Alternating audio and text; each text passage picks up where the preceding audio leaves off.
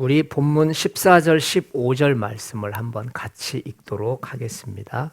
이미 명절의 중간이 되어 예수께서 성전에 올라가사 가르치시니 유대인들이 놀랍게 여겨 이르되 이 사람은 배우지 아니하였거늘 어떻게 그를 아느냐 하니. 예수님께서 성전에 모여 있는 많은 사람들을 가르치기 시작하셨습니다. 함께 있었던 유대인들은 예수님의 가르침을 매우 의심스럽게 바라보고 있었습니다. 왜냐하면 그들의 눈에 비춰진 예수님의 모습은 배우지 못한 사람의 모습이었기 때문에 그렇습니다. 그리고 성도의 입장에서 성경을 보게 되면 이 사람은 배우지도 못한 사람인데 어떻게 그를 아느냐, 이런 말들이 이상하게 들리지 않을 수 있지만 이들은 왜 예수님을 못 배운 자라고 이야기를 했을까요? 시기가 일어나서 없는 말을 지어낸 것은 아닙니다. 이들의 말은 사실이고 또 이들의 말은 또 진짜입니다. 실제로 예수님은 어떤 스승 밑에서 그리고 어떤 학교에서 배워본 적이 없는 그런 분이셨습니다. 이제 오늘 이 부분을 우리가 함께 나누려고 해요.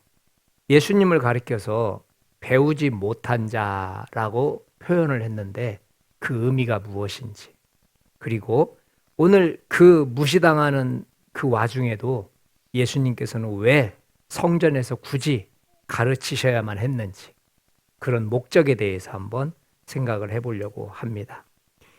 여기서 나오는 그 유대인들이라고 하는 말은요, 대부분 종교 지도자들입니다. 대제사장들이나 혹은 서기관들, 그리고 바리새인들을 지칭하고 있어요. 이런 유대인들이 볼 때 예수님은 세 가지 면에서 굉장히 독특하고 남다른 분이셨어요. 너무 예수님은 낮은 사람이었어요. 천한 사람이었어요. 출신도 그렇고 나사렛 출신이잖아요. 나사렛에서 무슨 선한 것이 날 수 있느냐. 그러니까 나사렛에는 유명한 사람이 나오면 안 되는 거예요. 그렇게 아주 출신이나 배경이 아주 외진 분이셨다고요. 그리고 직업은 또 어때요? 직업도 이 사람은 마리아의 아들 목수가 아니냐. 우리가 다 그를 알고 있지 않느냐. 라고 이야기를 하면서 예수님의 직업에 대해서도 탐탁지 않는 모습이에요. 또 그것뿐만이 아니죠. 예수님은 그 당시 사람들과 비해서 남다른 사람이었어요. 기준이나 가치관이나 혹은 율법을 해석하는 데 있어서 그 당시 지도자들과는 너무 차원이 달랐어요. 예를 들어서 누가복음 5장 30절에 보니까요. 너희 선생님은 왜 세리와 죄인들과 함께 먹느냐? 절대 식사 같이 하면 안 되는 부류가 죄인들이거든요. 그리고 세리들입니다. 그런데 예수님은 너무 당연하다는 듯이 그들과 함께 식사를 하면서 교제를 나누시는 거예요. 마태복음 5장에 보면은요, 원수를 사랑하라. 너희를 박해하는 자를 위해서 기도해라. 어떻게 이게 가능하냐고요. 율법적으로 봤을 때 원수는 물리쳐야 되고 원수는 제거해야 되는 거예요. 나를 핍박하는 자, 나를 박해하는 자들을 위해서 기도할 수 없다고요. 허물이 없는 나를 이유도 없이 예수 믿는다는 이유로 박해하는데 그 사람들을 보면서 기도하라는 말은 안 돼요. 마태복음 12장에서도 보면은 안식일에 밀 이삭을 잘라 먹는 제자들을 보면서 뭐라고 말하냐면은 나는 자비를 원하고 제사를 원하지 않는다. 그러면서 오히려 제자들 편에서 안식일에 그들이 밀을 먹은 것을 두둔하고 계세요. 전혀 다른 가치관, 율법을 바라보는 시선이 남달랐다는 걸 알 수 있어요. 또 예수님은 너무 불편한 분이셨어요. 왜냐? 사람들의 위선을 지적해요. 거짓을 지적해요. 그런데 여러분, 나보다 높은 사람, 나보다 잘 나가는 사람에게 위선적인 사람이라고 당신은 거짓된 사람이라고 말하기는 힘들거든요. 그런데 마태복음 23장에서도 보면은요, 화 있을진저 외식하는 서기관들과 바리새인들이요. 성경에 서기관들에 대해서 바리새인에 대해서 욕하는 부분은 한 군데도 없습니다. 다 지도자들이거든요. 그들을 거론할 만큼 문제시될 수 있는 그런 사람들은 없었다고요. 근데 예수님께서는 오셔서 그들을 향해서 오히려 뭐라고 말씀하시냐면 회개하라. 그리고 여러분 요한복음 6장에서도 보면은요, 살과 피를 먹고 마시라 이렇게 말씀하시고 나서 사람들이 이 말씀이 너무나 어렵도다, 누가 들을 수 있느냐 하면서 많은 제자들이 떠나가 버렸어요. 그러면 떠나가는 제자들을 좀 붙들어야 될 거 아닙니까? 야야 가지 마라. 그러지 말고 좀 함께 하나님 믿어보자. 근데 떠나가는 제자들에 대해서도 아무 말씀이 없으셔요. 이렇게 예수님은 당시의 유대인들이 봤을 때 참 가치 없는 낮은 분이셨어요. 그리고 너무 자기들과 다른 사람이었어요. 그리고 더 나아가서 불편한 분이셨어요. 그냥 그분이 같은 공간에 있다는 것 자체만으로도 이 지도자들은 늘 불편한 거예요. 자기들을 지적하고 자기들이 잘못됐다고 말하고 또 회개하라고 말하는, 남을 가르쳐야 될 지도자들 앞에서 그들을 회개하라고 말하니 얼마나 예수님이 불편한 분이셨냐고요. 이렇게 예수님은 세상의 기준이나 세상의 기대와는 정반대로 살아가셨던 그런 분이에요. 이제부터는 주변에 있었던 유대인들이 왜 예수님을 바라보면서 너는 배우지도 못한 사람이다 라는 이런 치욕적인 표현을 사용했는지 그걸 한번 생각해 보고, 그런데도 불구하고 이 치욕적인 그 장소에서 예수님은 굳이 하나님 말씀을 가르치셔야만 했는지, 이 부분에 대해서 한번 이제 살펴보겠습니다. 자, 우리 한번 읽었던 부분이죠. 이미 명절의 중간이 되어 예수께서 성전에 올라가사 가르치시니, 유대인들이 예수님의 가르침 앞에서 왜 배우지 못한 자다라고 15절에서 이야기를 했냐면 좀 이유가 있기 때문입니다. 이 사람은 배우지도 못한 사람인데 어떻게 글을 아느냐. 지금 그 문장 전체를 제가 가지고 왔습니다. 그런데 저 빨간색으로 쳐져 있는 저 부분, 그게 바로 그들은 놀랐다라고 하는 표현이고요. 이 사람은 글을 모르지 않느냐라고 하는 말이 이쪽 부분입니다. 그리고 제일 마지막에 배우지 않은 사람이다. 배우지 않았다라고 하는 단어예요. 그런데 여러분, 저 첫 번째 있는 그들이 놀랐다라고 하는 이 단어를 보면은요, 사람이 그냥 어이구 깜짝 놀랐어 할 때 사용하는 단어가 아니라고요. 이 단어는 단순한 놀람을 뛰어넘어서 깊은 경이나 의아심이나 심정이나 심지어 충격받았을 때, 그 가르침에 대해서 충격을 받았을 때 사용하는 단어, 그 감탄사라고요. 그렇다면은 요한복음 7장 15절에서 유대인들이 배우지 않은 예수님이 깊은 성경 지식을 보였을 때 이 단어를 사용했다는 것은요, 그들의 종교적 기준이 완전히 무너져 버리는 충격과 경외함을 가지고 있었다. 그러니까 예수님이 무엇인가를 가르치실 때 자신들이 평생 동안 배웠던 율법관, 자신들이 평생 동안 가지고 있었던 이 모세오경에 대한 지식이 완벽하게 충격적으로 바뀌어버린 거예요. 단 한 번도 그렇게 생각해 본 적이 없는데, 단 한 번도 누구한테 이런 말을 들어본 적이 없는데, 지금 예수님이란 분이, 배운 적도 없는 분이 이 말씀을 가르치고 있는 거예요. 그래서 그들은 놀랬다. 사실 놀랐다는 표현보다는요, 경이로웠다라는 표현이 훨씬 낫습니다. 그렇다면 이런 질문이 생길 수 있어요. 도대체 무엇을 그들이 보았길래, 도대체 예수님에게서 무엇을 들었길래 이렇게 놀란 것일까? 그게 바로 그렘마타라고 하는 단어예요. 그렘마타. 한글에는 한국말 성경에는 글을 모른다, 글을 배우지 않았다라고 말하고 있지만 원어 쪽으로 들어가면은 성경을 배우지 않았다라는 뜻이에요. 그러니까 이 사람이 어떻게 글을 아느냐, 이 말은 그냥 글이 아니고 이 사람이 도대체 성경을 어떻게 알아서 이 많은 사람들 앞에서 성경을 가르치고 있는 것이냐라는 뜻이에요. 그러면 한번 생각을 해보세요. 이 사람은 배우지 못한 자다라고 하는 말은 낯 높고 기억자도 모르는 일자 무식이다, 그런 뜻이 아니라고요. 지금 예수님이 앉아 계신 곳이 어디냐면은 명절 중간입니다. 명절 중간이라는 이야기는 바로 초막절을 이야기하는 거예요. 초막절 중간에 예수님께서 성전에 들어오셔서 많은 사람들 앞에서 지금 가르치고 계시는데, 그 가르치는 게 뭐냐면 성경을 가르치고 계시는 거예요. 그렇다면은 그들은 지금 이 성경을 가르치고 있는데 그들이 뭔가를 조롱하고 있어요. 배우지 못한 자가 아니냐.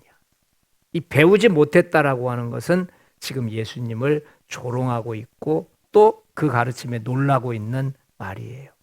자, 예수님께서 말씀을 배운 적이 없는데도 놀랍도록 잘 가르치시는 것에 초점이 있지 않습니다. 지금 이들이 시비를 거는 것은 성경을 탁월하게 가르치는 능력, 그거에 시비 거는 게 아니라고요. 이들은 예수님은 정식 교육을 받지 않은 자라는 것에 시비를 거는 거예요. 왜냐하면 이 끝에 있는 단어 메마데코스라고 하는 이 단어의 뜻은 배운다라는 뜻인데, 앞에 있는 메는 부정어입니다. 배운다라는 뜻인데 이 단어 속에 무슨 의미가 있냐면 누구누구인가의 제자로서 배운다라는 뜻이 있어요. 그런데 이 단어를 썼다는 이야기는 예수님은 누구의 제자냐라는 거예요. 그러니까 누구의 스승 밑에서 배운 적이 있느냐, 그 말이에요. 랍비 학교를 다녀본 적도 없고 또 유명한 스승 밑에서 체계적으로 율법 교육을 받아본 적이 없는 사람이라는 뜻이지요. 그런데 이 단어의 원래 뜻은 완료형이에요. 그때부터 지금까지도 이 사람은 아무것도 배우고 있지 않느냐, 현재까지 끌고 오는 거예요, 이 완료형이. 그러면 이제 한번 생각을 해보세요. 예수라는 분은 왜 이렇게 성경을 잘 가르치는 거야? 도대체 저 놀라운 해석 능력은 어디에서 나오는 거야? 이 탁월함에 대한 질문이 아니라는 거예요. 와, 성경 정말 잘 가르치네? 이 얘기가 아니에요. 저 사람 누구 밑에서 배운 거야? 저 사람을 가르쳤던 랍비는 누구야? 아무도 없잖아. 출신 성분을 묻는 질문이에요. 다시 말해서 잘 가르친다는 것에 시비를 거는 게 아니고 저 사람은 근본 없는 사람이잖아, 여기에 시비를 거는 거예요. 이 사람은 배우지 아니하였거늘 어떻게 그를 아느냐, 이 질문은요, 예수님을 지금 대단하게 칭찬하고 참 잘 가르치는구나, 여기가 아닙니다. 그들이 이 표현을 사용한 것은 저런 출신 성분이 천박한 것이, 저런 누구 밑에서 배운 적도 없는 저런 것이 이 많은 회당 앞에서, 군주 성전 안에서 사람들을 가르친다고? 그 얘기입니다. 유대인들이 예수님을 배우지 못한 자라고 표현을 했어요. 여러분, 예수님은 랍비로부터 정식 교육을 받지 못했습니다. 예수님은 모세 율법을 누구의 스승 밑에서 배우지 못했습니다. 그런데 지금 가르치고 계신 거예요. 이제 한번 성전 안의 분위기를 한번 생각을 해보세요. 주변에 여기저기서 많은 유대인들 지도자들이 입에서 비난하고 조롱하는 말이 들리기 시작해요. 그들의 얼굴은 조소 섞이고 비판적이고 또 강하게 거부하는 표정이 지금 눈에 보입니다. 그런데도 불구하고 예수님께서는 멈추지 않고 계속해서 하나님의 말씀을 가르치고 계세요. 이미 명절의 중간이 되어 바로 이때가 초막절 기간이라고 말씀드렸습니다. 그런데 이 초막절에는요, 두 가지의 의식을 합니다, 성전 안에서. 첫 번째가 뭐냐면 이 물 기르는 의식을 해요. 물을 왜 기르겠어요? 여러분, 초막절은 광야에서 초막을 짓고 장막 생활을 했던 것들을 기념하는 게 초막절이거든요. 그런데 광야에서 없는 게 뭐죠? 물이잖아요. 이 물 깃는 이 물은 실로암 못에서 물을 떠다가 제단에다가 물을 붓는데 왜 물을 붓겠어요? 광야에서 우리에게 물을 주신 하나님을 기억하고 감사한다는 의미로 이 예식을 하는 거예요. 그리고 두 번째는요, 이 불을, 등불을 밝힙니다. 성전 뜰에 큰 등불을 밝혀서 환하게 해요. 광야에서 그렇게 추운 날씨에서도 우리에게 불기둥을 주셔서 얼어 죽지 않고 건강하게 살게 하신 주님을 또 기억하면서 감사하는 그런 절기예요. 예수님께서 바로 이때에 하신 말씀이 요한복음 7장에 보면은 명절 끝날에 예수께서 외쳐 이르시되 누구든지 목마르거든 내게로 와서 마셔라. 이 말씀을 하신다고. 무슨 말씀이겠어요? 지금 초막절의 주인이 하나님이신데 그 하나님이 바로 나라고 하는 것을 말씀하시는 거예요. 나는 세상의 빛이라. 이런 말씀을 하세요. 왜 그러겠어요? 광야에서 큰 불기둥으로 너희들을 인도했던 것이 하나님인 것처럼 내가 너희들을 비추는 불빛이다. 내가 너희들을 비추는 빛이다. 내가 그 초막절의 주인인 하나님이다. 라는 것을 지금 외치고 계시는 거예요. 여러분, 이 초막절에서 이 초막이란 말을 가만히 보면은요, 요한복음 1장 14절에 보면은 말씀이 육신이 되어 우리 가운데 거하심에 하면서 예수님께서 육신을 입고 우리 가운데 거하신다. 이 표현이 나와요. 근데 이 거한다라고 하는 표현이 스케노우라고 하는 단어를 사용합니다. 그런데 이 단어가 무슨 말이냐? 장막을 쳤습니다라는 뜻이에요. 그러니까 예수님께서 이 초막절에 굳이 성전에서 무시를 당하시면서까지 말씀을 전하셔야 했던 이유는 이 육신을 입고 오신 이 모습이 바로 초막절에 초막을 친다라는 단어와 똑같습니다. 그래서 예수님께서는 이렇게 배우지 못한 자라고 하는 핀잔을 당하고 무시를 당하시면서도 성전에서 초막절의 의미를 그들에게 가르치고 계시는 거예요. 자, 예수님께서 이런 조롱을 받으시면서 이제 예수님의 반격이 시작됩니다. 하하, 너희들은 나를 보면서 배우지 못한 자고 성경에 대해서 무식한 자라고 말을 하는데, 그렇다면 너희들이 얼마나 잘못된 생각으로 나를 대하고 있는지 지금부터 내가 증명해 보이겠다. 이제 예수님의 반격이 시작됩니다. 자, 우리 16절부터 18절까지인데요. 예수께서 대답하여 이르시되 내 교훈은 내 것이 아니요 나를 보내신 이의 것이니라. 17절 18절 한번 같이 읽어볼까요? 사람이 하나님의 뜻을 행하려 하면 이 교훈이 하나님께로부터 왔는지 내가 스스로 말함인지 알리라. 스스로 말하는 자는 자기 영광만 구하되 보내신 이의 영광을 구하는 자는 참되니 그 속에 불의가 없느니라. 첫 번째 예수님의 반격은 뭐냐면, 그렇다면 너희들은 율법을 가르치는 사람인데 율법을 가르치면서 왜 하나님의 뜻을 가르치는 나를 조롱하고 있느냐. 그 반격을 하세요. 만약 너희들이 하나님의 뜻을 행하려는 마음이 조금이라도 있다면 지금 내 입술에서 나오는 이 말이 내가 스스로 만들어서 내 영광을 위해서 하는 말인지 하나님께서 내게 주신 말씀을 하고 있는 것인지 너희들은 충분히 이해할 수 있을 것이다. 여러분, 영국 속담에 이런 말이 있어요. 어린아이 입에서 진리가 나온다. 어린아이의 순수한 말이나 생각 속에 무심코 아이들이 던진 말인데 거기에 진리가 있다는 뜻이겠지요. 오늘 예수님의 입술에서 나오는 한마디 한마디가 진리로 들리지 않는다면, 오늘 예수님께서 하나님께 받은 말씀들을 선포하고 이야기하고 말씀을 가르치고 있는데 그 말씀이 진리이고 하나님 음성으로 들리지 않는다면 그들은 하나님의 뜻을 행할 마음이 없는 자들이라는 거예요. 이것은 굉장히 부드럽게 이야기했지만 알아들을 수 있으면 부끄러운 이야기입니다.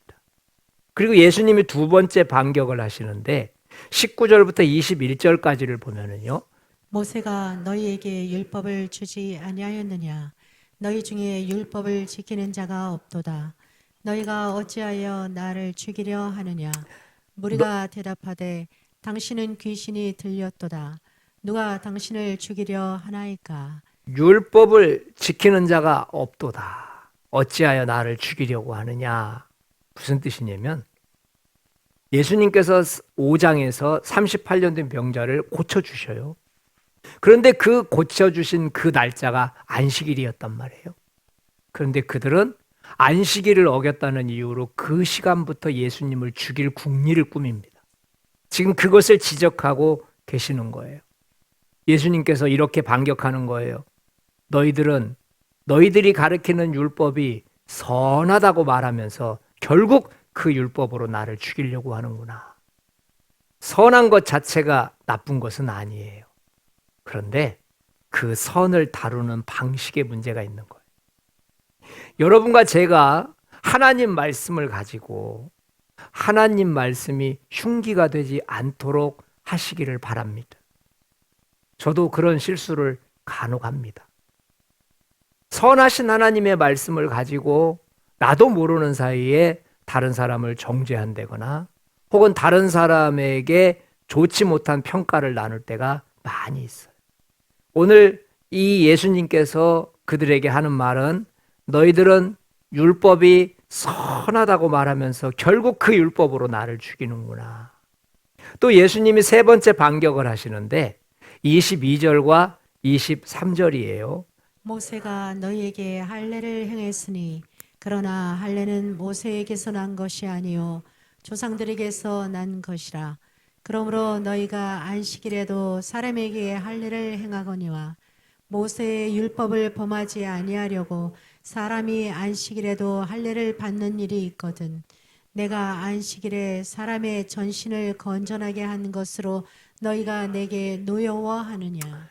예수님께서 주시는 세 번째 반격은 뭐냐면 너희들이 율법을 범하지 않으려고 애를 쓰면서 왜 율법의 정신은 범하고 있느냐? 자, 생각을 해봐라. 너희들이 모세 율법에 할례를 행하라고 했는데 안식일에 할례를 행할 것이며 이런 말은 없지 않느냐? 그런데 그 할례를 행하고 율법을 지키기 위해서 안식일의 시간이 돼도 그것을 하지 않느냐? 하물며 38년 동안 한 번도 걸어본 적이 없는 이 사람을 안식일에 치료해 줬는데 그것이 안식일을 범했다고 말하는 것이 맞느냐? 하나님은 율법을 제정하실 때 사랑과 자비로 제정하신 것이지 너희들처럼 칼을 들고 된다 안 된다 잘했다 못했다 그것을 결정하기 위해서 한 것이 아니다. 이런 말씀을 하시는 거예요. 유대인들의 문제점은 무엇입니까? 예수님을 외적인 기준으로 판단해서 거부하고 있고 외적인 기준으로 판단해서 오해하고 있다고 하는 사실이에요. 그들은 예수님의 출신, 예수님의 배움, 예수님의 외형적인 행위 등을 중심으로 판단합니다. 오히려 그분의 입술에서 나오는 깊은 하나님의 말씀, 그리고 하나님과 그분과의 관계 속에서 나오는 계시의 말씀에 대해서는 관심을 가지고 있지 않습니다. 예수님께서 성전 안에서 가르치실 때 유대인들의 관심은 그분의 가르침에 있지 않았을까요? 그들 속에 깊이 뿌리 내리고 있었던 잘못된 기준 때문이에요. 그들은 출신이나 배경이나 직업, 외모 등에 많은 관심을 가지고 있었어요. 그들은 율법에 대한 해석에 많은 관심을 가지고 있었어요. 그러다 보니까 예수님의 입술에서 정말 하나님 말씀이 흘러나오는데도 불구하고 그들은 그 말씀을 하나도 마음속에 새길 수가 없었습니다. 그들의 모습은 잘못 뿌리내린 기준과 잘못 형성된 가치관에 매여 있었기 때문이에요. 오늘 교회 안에도 이런 잘못된 기준과 잘못된 가치관이 들어와 있다면 교회는 어떻게 변할까요? 여러분, 교회 안에 이런 잘못된 선입견, 잘못된 가치관이 들어온다면 야고보서 2장에 보니까 너희가 만일 사람을 외모로 대하면 악한 생각으로 판단한 자가 되는 것이라. 교회 안이 온통 영적인 교만함으로 그리고 차별의식으로 가득 찰 거예요. 저와 여러분들이 우리 교회가 영적인 교만함이나 영적인 차별이 생기지 않는 그런 따뜻한 교회가 되기를 바라기를 원합니다. 사무엘상 16장 7절 말씀처럼 사람은 외모를 보거니와 여호와는 중심을 보시느니라. 그 사람의 가능성을 무시하고 말 거예요. 그 사람의 중심을 보지 않고 외모를 본다면 그 사람의 진실을 외면하고 말 것입니다. 또 여러분과 제가 잘못된 기준과 가치관으로 교회 안에서 생활을 하게 된다면은 형제들아 너희를 부르심을 보라. 하나님께서 세상에 미련한 것들을 택하사 지혜 있는 자들을 부끄럽게 하려 하시며 우리는 잘못된 지도자를 선택하게 될 거예요. 우리 교회마다 정말 무서운 것이 뭐냐면 교회 담임 목회자들을 초청할 때 여러분 전부가 다 세상에서 괜찮은 사람들을 초청합니다. 그러니까 이 사람이 사명자인지 이 사람이 하나님의 부르심을 받았는지 거긴 관심 없습니다. 그러니까 우리들의 의식 속에 교회 안에 이런 것들이 들어와 있기 때문에 우리들이 지도자를 바라볼 때도 왜곡된 눈으로 바라볼 수밖에 없는 거예요. 그리고 교회 안에 이런 잘못된 기준이나 가치관이 들어오게 되면요, 가장 무서운 게 4번입니다. 한번 같이 읽어볼까요? 사랑이 식고 공동체가 무너집니다. 무서운 게 이거죠. 교회가 따뜻해야 되거든요. 따뜻해야 돼요. 그런데 이 잘못된 선입견과 세상적인 가치관이 들어오면 교회가 냉철해집니다. 차가워져요. 정말 따뜻함이 사라져요. 겉모습으로만 판단하면 우리도 모르는 사이에 사랑이나 서로 용서하는 것, 연합하는 것들이 사라질 수밖에 없습니다. 여러분, 신앙의 본질이 아닌 이런 비교하고 경쟁하고 시기하고 이런 것들이 교회 안에 자리에서는 안 될 줄 압니다. 그리고 마지막으로 우리 안에 이렇게 잘못된 기준들이 세워지면은요, 예수님을 배척했던 일들이 지금도 계속 일어나요. 오늘 본문의 요한복음 7장 24절 말씀을 저는 끝으로 읽으려고 합니다. 외모로 판단하지 말고 공의롭게 판단하라 하시니라. 외모로 판단하지 말아야 합니다. 겉으로 보여지는 것, 그리고 표면적인 것, 그리고 눈에 보이는 것으로 사람을 함부로 평가해서는 안 됩니다. 그리고 여러분, 공의롭게 판단해야 됩니다. 여기서 말하는 공의로움이라고 하는 것은 세상에서 말하는 정의로움을 말하는 게 아니에요. 이 공의는 하나님의 기준에 비추어서 하나님 보시기에 정직하게 판단하라는 말이에요. 다시 말해, 그 사람을 봤을 때 내가 판단하는 것과 하나님이 판단하는 것이 일치해야 됩니다. 내가 판단하는 것과 하나님이 판단하시는 것이 일치하지 않는다면 하나님을 바꾸려고 하지 말고 나를 바꿔야 돼. 이게 공의로운 거예요. 하나님의 말씀은 한쪽에 치우치지 않고 진리에 치우쳐 있기 때문에 그분 말씀은 언제든지 공의롭다는 걸 믿으시기 바랍니다. 그분 말씀은 치우치지 않습니다. 그래서 하나님의 판단과 나의 판단이 불일치한다면 하나님을 바꾸는 것이 아니고 내가 바뀌어야 된다는 것, 그것이 바로 공의로운 것입니다. 여러분과 제가 오늘 이 시간 세상적인 기준으로 사람을 바라보는 잘못된 내 안의 기준을 버리게 해달라고 기도하는 시간 되시기를 축원드립니다. 주님의 뜻을 이루소서. 고요한 중에 기다리니 진흙과 같은 날 빚으사 주님의 영상 주님의 뜻을 이루소서.